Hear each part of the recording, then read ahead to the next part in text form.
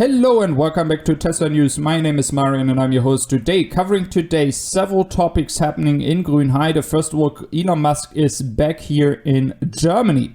And we will talk about as well the new batteries for the Model 3 in Europe. And we have updates from China when it comes to the sales, guys, which I talked about yesterday.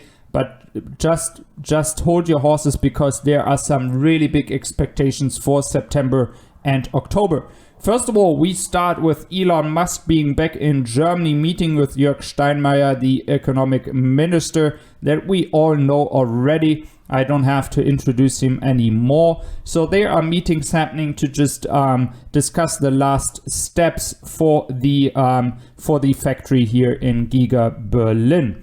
Furthermore, there's actually some really good signs that the objections are substantially decreasing, not increasing. In the first round where people were able to have objections, we had 373 objections. In the second round, there were only 110.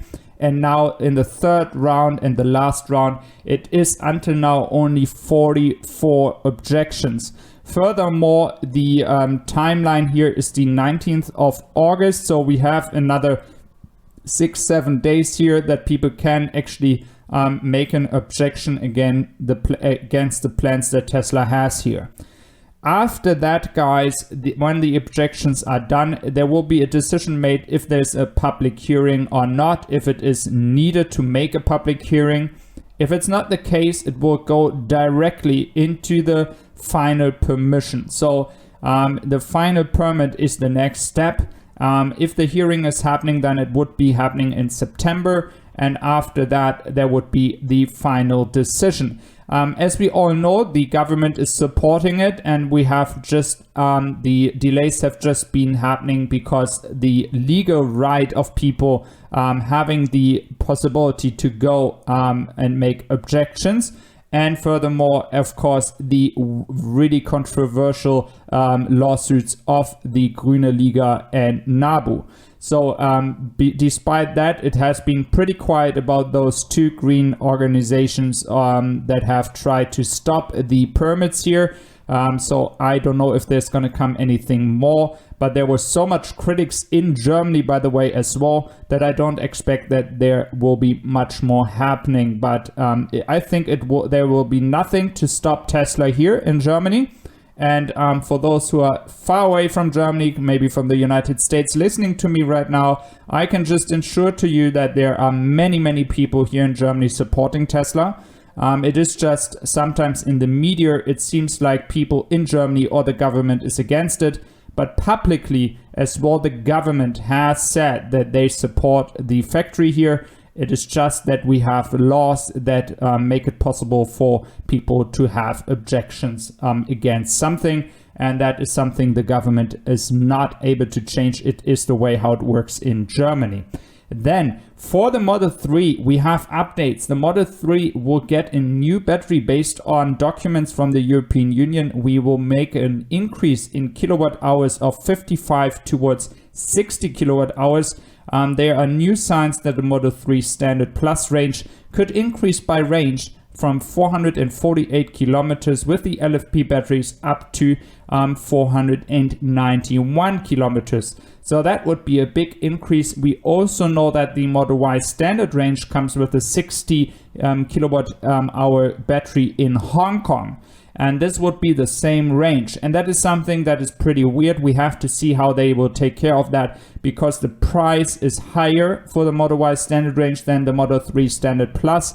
But on the other hand, the range is the same. So we have to see how Tesla is handling that. But for all those that want to have the cheapest version of a Model 3 or in general the cheapest car from Tesla, it is pretty amazing to have a car that is driving you around 491 kilometers. That would be a really good achievement. Then we are looking into China now. In China, there's a lot of stuff happening, guys. So not only that we have new versions of the Model Y and new batteries coming in, we also do have expectations here. And the Chinese sales were for mainland China a bit disappointing in the first month of this quarter. And of course, we do all know those Tesla bears that will now go public and will tell you that there is no demand in China.